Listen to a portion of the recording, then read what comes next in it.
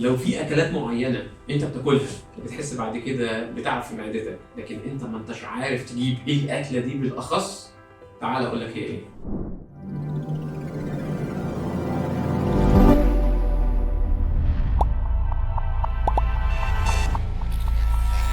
جربوا حاجه بسيطه خالص اسمها elimination diet. ده موضوع الحلقه اللي احنا هنتكلم فيها. ايه هو الاليمينيشن دايت وازاي نقدر نحدد الاكله اللي تعبتك وسط الاكل اللي انت اكلته ده كله. الاليمينيشن دايت ده عباره عن انك تيجي تقعد مع نفسك كده وتقول انا اكلت ايه النهارده اكتر من المره اللي فاتت. في ناس كلت لبن كتير او شربت لبن كتير او منتجاته، في ناس كلت قمح كتير ومنتجاته، في ناس اكلت لحمه كتير ومنتجاتها. هو ده التخصيص الكامل للاكل اللي انت بتاكله.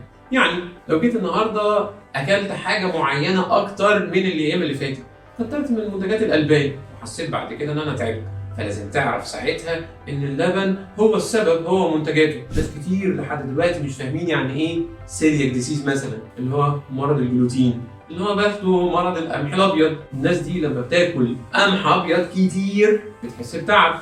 اذا انت لو النهارده زودت في اكل العيش بتاعك او اكل المكرونه او اكل الحاجات اللي فيها دقيق ابيض كتير وتعبت، لازم تعرف ساعتها ان هو ده السبب.